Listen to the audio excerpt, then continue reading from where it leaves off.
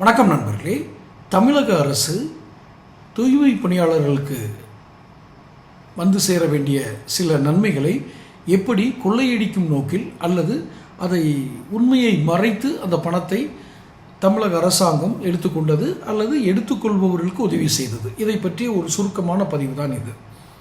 மிக சுருக்கமாகவே சொல்லிவிடுகிறேன். மத்திய அரசு நமஸ்தே என்று ஒரு திட்டம் வைத்திருக்கிறது. அதாவது தலித் மக்களுக்கு உதவி செய்யக்கூடிய பல்வேறு வகைகளில் எந்தெந்த சமுதாயத்தின் எந்தெந்த மட்டத்தில் அவர்கள் என்னென்ன வேலை செய்கிறார்களோ அதற்கு தகுந்தாற்போல் திட்டங்களை தீட்டி கொடுப்பது தான் இந்த நமஸ்தே திட்டம். இந்த நமஸ்தே திட்டத்தை தான் தமிழ்நாடு அரசாங்கம் Dalit chamber of commerce of Tamil Nadu, டாக்டிக்னா ஏதோ ஒரு ஷார்ட் ஃபார்மில் வச்சுருக்காங்க. அதாவது Dalit chamber of commerce of Tamil Nadu. பொதுவாகவே சேம்பர் ஆஃப் காமர்ஸ் தமிழ்நாடுன்னு ஒன்று இருக்குது. இது Dalit chamber of commerce Tamil Nadu அப்படின்னு ஒரு அமைப்பை உருவாக்கி அந்த அமைப்பின் கீழே சில நன்மைகளை தூய்மை பணியாளர்களுக்காக சில நன்மைகள் செய்கிறார்கள். அதனுடைய சுருக்கமான விவரம் என்ன அப்படின்னா, யாருக்கு செய்கிறார்கள்? இந்த தூய்மை பணியாளர்களில் தலித் இனத்தை சேர்ந்தவர்கள் இருப்பார்கள் அல்லவா, அவர்களுக்கும் இந்த சாக்கடை வேலை, அதாவது சில சமயங்களில் ரொம்ப டீப்பாக போய் இறங்கி ஆழத்தில் போய் சில கழிவுகளை அகற்றும் வேலைகளை இந்த தூய்மை பணியாளர்கள் பண்ணுவாங்க. அப்போது சிலர் அந்த பணியில் இறந்து போயிடுவாங்க. கேஸ், அந்த வாயு தாக்குனது, விஷவாயு தாக்குனது அப்படிலாம் கேள்விப்பட்டிருப்பீங்க. அந்த மாதிரி கேட்டகரி தூய்மை பணியின் போது இறந்தவர்கள் தலித் மக்கள், இந்த இருவருக்கும், இந்த ரெண்டு கேட்டகரிக்கும் உதவி பண்ணுறதுக்காக நான் சொன்ன இந்த தலித் சேம்பர் ஆஃப் காமர்ஸ் அமைப்பு தொடங்கப்படுகிறது. இதன் கீழ் மத்திய அரசு நிதி தருகிறது, மாநில அரசு அதுக்கு ஒரு பேரை மாற்றி இது கொடுக்குறாங்க, அந்த திட்டத்தை செயல்படுத்துகிறாங்க. இப்போது இந்த திட்டத்துக்கு என்ன, இந்த திட்டத்தின் கீழ் என்ன பணி செஞ்சாங்க அப்படின்னா, மாநகராட்சி, அந்த மாநகராட்சியும் குடிநீர் வடிகால் வாரியம், இந்த இரண்டுக்கும் வாகனங்களை ஒப்பந்த அடிப்படையில் கொடுக்கறது. மாநகராட்சிக்கு தண்ணி எடுத்துகிட்டு போகிறது, மற்ற வேலைகளுக்கு. இன்னும் குறிப்பாக சொல்ல போகிறதா, தண்ணி எடுத்துகிட்டு போகிறதுங்கிறத விட்டுருங்க, அது குடிநீர் வடிகால் வாரியத்தில் வந்துடும். இந்த ரோடுகளில் பார்த்துருப்பீங்க, சில கழிவு நீர் தொட்டியினுடைய மூடி இருக்கும். ஒரு வண்டி அதுக்கு மேலே நிறுத்துவாங்க, அந்த மூடி திறந்து அதுலேருந்து சாக்கடை நீரை உறிஞ்சி எடுத்து கொண்டு போவாங்க. இந்த வாகனம் ஒரு உதாரணம் சொல்கிறேன். இது குடிநீர் வடிகால் வாரியத்தின் கீழ் ஒப்பந்த அடிப்படையில் எடுக்கப்படும் வாகனங்கள். இது மாதிரி மாநகராட்சி பணிகளுக்கும் வாகனங்கள் எடுக்கிறாங்க.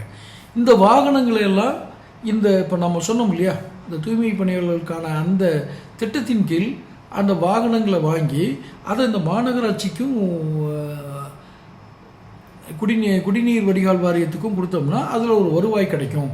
அந்த வருவாயை இதில் இருக்கிற 300 மெம்பர்ஸ் அவங்க எண்ணிக்கை வச்சுருக்கிறது. இது அந்த தூய்மை பணியாளர்கள் அந்த திட்டத்தின் கீழ் பயனாளிகள், பெனிஃபிஷரிஸ்னு எடுக்கிறது.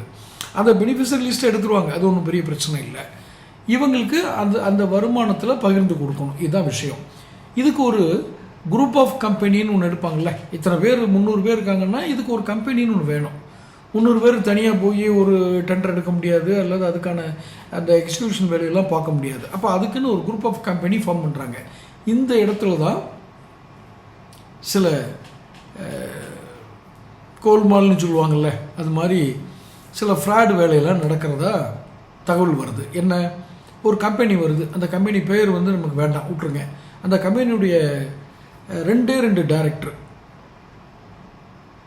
அதில் ஒருத்தர் காங்கிரஸினுடைய, தமிழ்நாடு காங்கிரஸினுடைய தலைவர் செல்வ பெருந்தகையின் சொந்த அண்ணன் பையன்.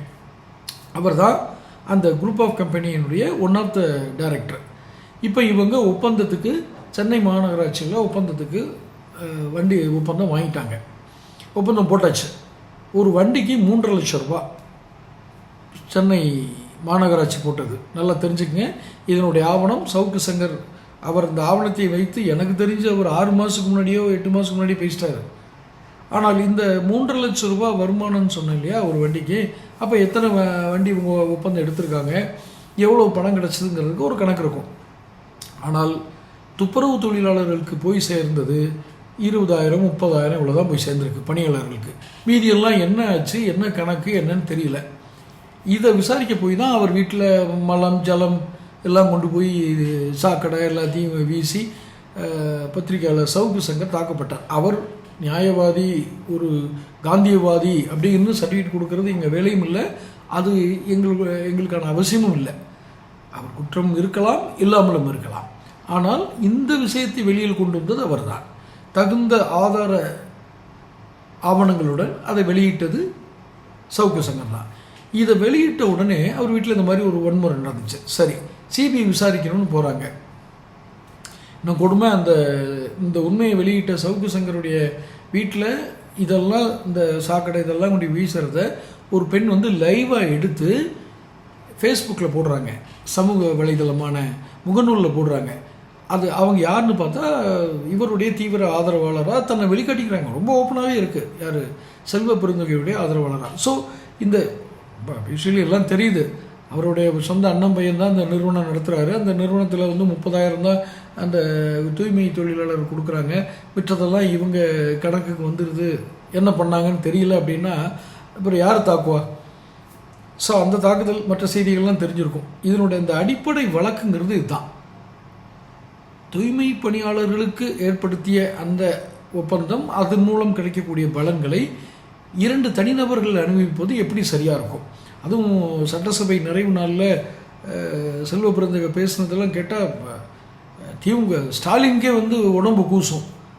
உலகமே வேந்து பார்க்கும் திட்டம், உலகமே வேந்து பார்க்கும் திட்டம் அப்படின்லாம் சொல்கிறார். இன்னொரு கட்சி தலைவர் வந்து இந்த கட்சிக்காரங்களை போட்டு இப்படி புகழ் தள்ளுறாருங்கிறது உண்மையிலே ஸ்டாலினுக்கே கொஞ்சம் கூச்சப்பட்டு நிறுத்தியா போதுமையான் இருப்பார்.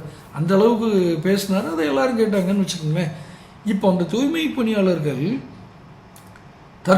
தற்காலிக பணியாளர்கள் இருக்காங்க பார்த்தீங்களா, அது அவங்களும் சொல்ல மறந்துட்டேன், அவங்களும் இந்த திட்டத்தில் பெனிஃபிஷரியாக சேர்த்துக்கலாம்.